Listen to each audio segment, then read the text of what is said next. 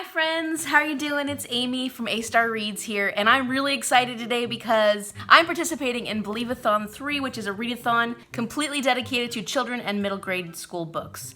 And I'm super excited because in the month of November, I can basically act like the child I know I am. So this is a lot of fun. I even bought the little compendium that goes with this readathon, and I am just really excited because this is super adorable. But let me tell you about the readathon first. So Gavin from How to Train Your Gavin is hosting this beautiful readathon, and he put a lot of time and effort into this. It's pretty incredible. So I will link his video down below for it, and if you get a chance, go check it out because the video alone is incredible. He actually gets a lot of middle grade authors to actually be in the video and talk about the different prompts, so it's really cool. So it's a month-long readathon for the whole month of November, and basically what it is, it's kind of like a game of Clue. Oh, and there's actually a whole storyline that goes with it. It's called The Mystery of the Missing Maleficarum. I think that's what it is. I'm not sure what a Maleficarum is. Okay, so I just looked up Maleficarum, and I still don't know what it is. Baby Yoda decided he wanted to join, so he's peeking in a little bit there. This is already not going well. This readathon is sort of set up like a Clue game in the sense that you have this gorgeous map. Look at this thing. You have to get clues in order to find out who stole the Maleficarum. So you start with the key, and then you can basically get any other clues you feel like getting, but you have to start there and then work your way around the manor in order to get all the clues so that you can eventually find out who did it. So what was cool about this is not only did he have a storyline to go with it, but then each section, so say like the key, it tells you all about the story and like what kind of reading prompt you needed for the key. This is where the author actually came on and talked about the prompt, and then of course you can definitely use this author's books as a suggestion for these prompts. So since I had already decided that November was going to be a month that I read books by all Indigenous authors, I decided that for every prompt in this readathon, I would choose a book that was written by an Indigenous author. So I did, and so I had a lot of fun researching that. So let's start going through all these prompts. There's 13 of them, so it's gonna be quite a few books, but like I said, they're children and middle grade books, so hopefully they won't be too difficult to get through for my readathon. So the first book you need to start with is the key, and this prompt is to read a mystery book. So for this, I chose, sorry Baby Yoda, you're gonna have to go over here. He'll go back here. Okay, the book that I'm going to be using for the key is called The Case of Windy Lake by Michael Hutchinson.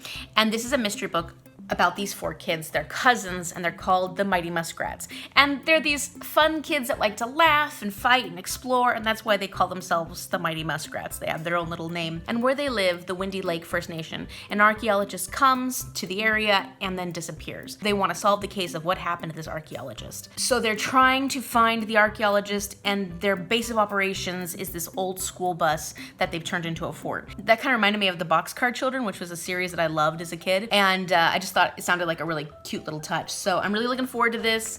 It's a little middle grade book. Sounds really cute. There's two in this series, Mighty Muskrat Mystery Series, and so far there's like The Case of Windy Lake and The Case of the Missing Auntie or something like that. If this is really cute, I might pick up the second one. Kind of just, you know, sounds like a fun little mystery. So the next is the Fingerprints. And the fingerprint, the prompt is read a book written by an author from a different culture than you. So the one I chose for this was actually a picture book. I chose When We Were Alone by David Alexander Robertson. It's about this little girl who is helping her grandmother tend her garden, and all of a sudden she just starts looking at her grandma, and she looks at her clothes and her hair, and she's listening to the words she's speaking in a different language, and she starts questioning her grandmother. Why are all these things different, basically?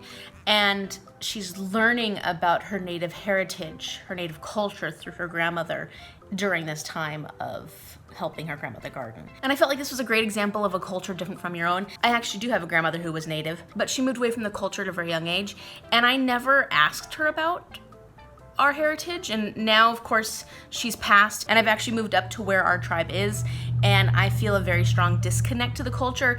I've had the opportunity to get to know people from our community and learn a lot since I've lived up here, but it really makes me sad that I didn't get the opportunity to talk to her about it when she was still alive. So Oh, I'm getting emotional. So this fulfills the prompt because it's definitely a culture that's different than the one that I was raised in, but I have a feeling it's gonna touch the feels because I miss my grandma a lot, and I do regret not learning more about what her childhood was like, and you know, not getting more information from my elders when they were still alive. When We Were Alone by David Alexander Robertson. The next one is The Scream, and The Scream is to read an audiobook or read a book out loud. So I already have an audiobook I'm working on right now, and I already have another audiobook that I want to read for Indigathon. And if you haven't seen my Indigathon TBR, I'll link it somewhere here, and you can check that out. So I decided I'm just gonna pick up a book that I could easily read out loud, and this is another picture book. It's called We Sang You Home by Richard Van Camp. It's gonna be a very simple read, but it looked adorable. It's about these parents bringing home their baby. That's a very special time in the life of two new parents. So I'm excited about that one, and I'll probably read it out loud, maybe to my mom. Okay, so the next one I want to talk about is The Footprints, which I've skipped forward a little bit, but I have a couple of books that go together. So this is a book that features a prominent villain. The book that I chose for this, I'm not exactly sure if it fulfills the prompt, but I'm gonna go with it. It's called The Skeleton Man by Joseph Bruchac. It's not here yet. It's coming in the mail. This is supposed to be about a young girl. Her parents disappear, and she has to go live with her great uncle. She kind of thinks he's this weird old man. She doesn't really know what his deal is. All of a sudden, she has this dream about this skeleton man, and he's scary, and she's trying to figure out what this dream's all about, and she has to figure out where this is coming from before it's too late. So I don't know what too late means, but that's scary. To go with that, for the spilled ink clue, which is read a book that features ghosts, I'm actually gonna read The Return of Skeleton Man by Joseph Bruchac.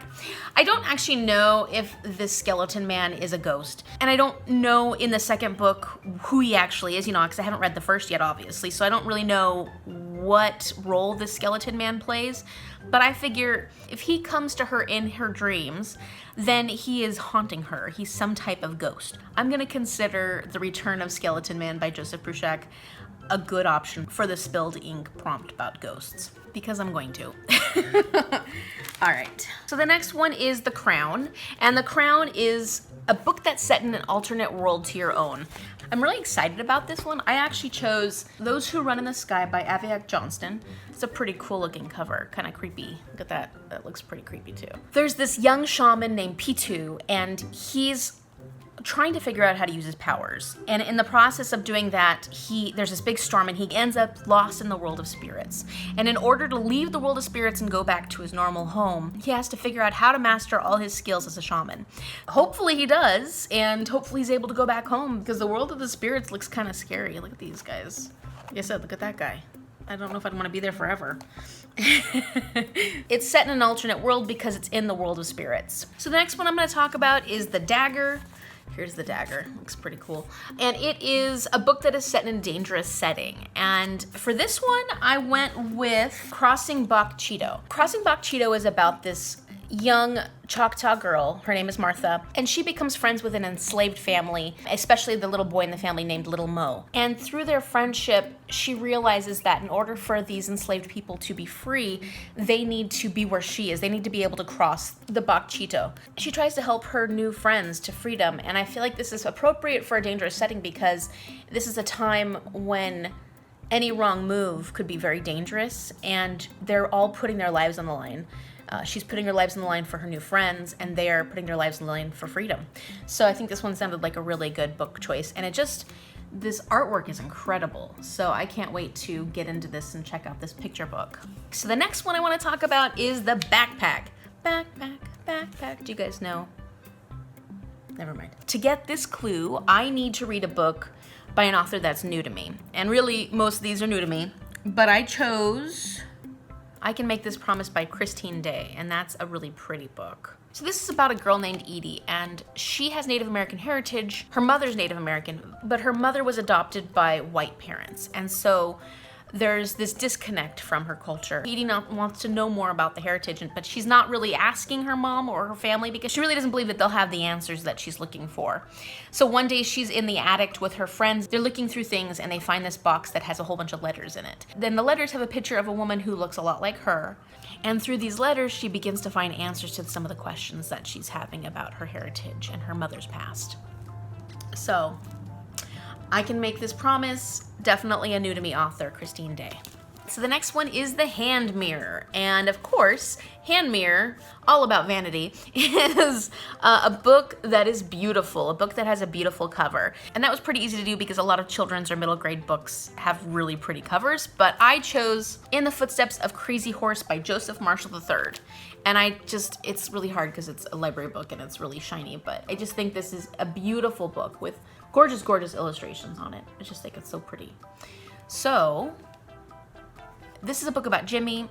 Jimmy is mixed, his father is white and his mother's Lakota. And to learn more about his heritage, he goes on a journey with his Lakota grandfather. And his grandfather teaches him about Crazy Horse, who was a really important figure in Lakota history. And I think they kind of follow the path of Crazy Horse, because in the footsteps of Crazy Horse, I'm guessing that on their journey, they're kind of going on an adventure the way Crazy Horse did. I'm really looking forward to that. It sounds really sweet, you know, with this adventure with this boy and his grandfather. So I can't wait to check that out. And like I said, beautiful cover, just gorgeous. The next clue is The Chain. And to get this one, I need to read a book that features a colorful cast of friends. And I actually have quite a few books in my TBR that have a colorful cast of friends. But the book that I chose, I haven't got yet. It's gonna be at the library hopefully soon, if people let it go, is The Barren Grounds by David Alexander Robertson. And this book is about these two kids named Morgan and Eli. They've lost their parents, they're in the foster system, and they come together in this foster home. They're struggling to make friends, they're struggling to understand the culture, they're really struggling in school, and just, they have nobody to connect to. And they're even struggling to connect to each other. But one day they find this portal, and the portal is like in the basement or something. They go through the portal and they end up meeting this hunter named Oshek. And Oshek is the only person who is hunting for his community. They're struggling to find food. He's struggling to keep his community fed and healthy. In the process of meeting him, the children are starting to learn about their culture. They're starting to learn different ways of survival through him. And then they have to work together to help him try to save the community. I feel like this is a cast of characters coming together, and obviously the theme of this is going to partially be building this friendship between these two kids and this hunter. I'm looking forward to that one. It doesn't sound light, it sounds pretty heavy, but definitely heartwarming. So the next clue I want to talk about is The Flash of Lightning. And this is a book that incorporates folk tales into it. So for that, I actually chose Amazonia, Indigenous Tales from Brazil by Daniel Mundoroku. And this is another book with a gorgeous cover. It's also a book about indigenous folk tales from the Amazon. And Daniel is indigenous himself. He wanted to make sure that the stories from these small tribes within the Amazon were not lost. Oh, look at this guy. I love him. These are really, really pretty pictures. So the illustrations are all supposed to be really nice in this book as well. Ah! Okay, so I skipped one. The next clue that I almost skipped was A Torn Page, which is a book with a supernatural element. And for this one, I actually went with How I Became a Ghost by Tim Tingle. And you'd think that I would use this for the ghost prompt. However, I found out that this boy who's talking about being a ghost actually has a really good friend who is a shapeshifter. He's a panther shapeshifter, and I was like, supernatural, perfect, because it was hard to know of these books that I was reading which ones had supernatural elements in it without reading them, so I wasn't really sure, but this one actually talks about having a shapeshifter in it. So I chose this one for the shapeshifter prompt. So this book is actually about a little Choctaw boy named Isaac, and during the Trail of Tears, his family was relocated, but he did not survive it, and so he becomes a ghost. And in this story, he talks about his group of friends, which includes a shapeshifter, and all their experiences together. I don't know too much about this. There is a sequel to this, and I didn't get as great of reviews. If I like this, I probably will pick it up anyways and see what I think about the sequel. All right, last but certainly not least is The Shadow. And in order to collect The Shadow, I need to read a book that was published in 2020. And there were actually quite a few books published in 2020. The book that I chose was Race to the Sun by Rebecca Roanhorse. This is a Rick Riordan Presents book, and I'm really excited to read this one because it's a middle grade fantasy. This is probably my longest book, I think. It's about this girl named Nizhani. I'm not sure exactly how to pronounce her name, but she's gotten to a point where she can sense monsters, and she realizes that her father's boss is either a bad man or something along those lines. There's something off about this guy. and her father goes missing. So her brother, and her best friend try and rescue her father. It turns out that the boss has unleashed some ancient monsters. She needs to go to the House of the Sun to get the resources she needs to fight these monsters. She has to pass certain trials in order to be able to get there. They're trying to do all the things they need to do to defeat these monsters and save her father. And that sounds like a really cute, fun, exciting story. And that's it. And once I have all my clues, then the villain should be revealed at that point, and I will know who did it, who stole the Maleficarum, and hopefully we'll get it back. And so I'm really excited. I just think this is adorable. This book is so sweet. This whole readathon is just plain fun. I'm just so giddy about it. And I can't wait to read these books. I have a great stack here of a whole bunch of children and middle grade books, and I will definitely get my fill in this month. Thank you so much for watching. If you are also doing Believathon, let me know in the comment section down below what you're reading and which book you're most excited to read for this month. I think I'm most excited to read Those Who Run in the Sky. It's set in an Inuit landscape, and I don't know, this one appeals to me for some reason. I really like the idea of this boy being a shaman and trying to come into his powers. I'm definitely excited to read that one. If you like this video, click the like button and subscribe. You'll see what I feel about all these books when I get a chance to read them this month. Thank you so much for watching, and I'll see you in the next video.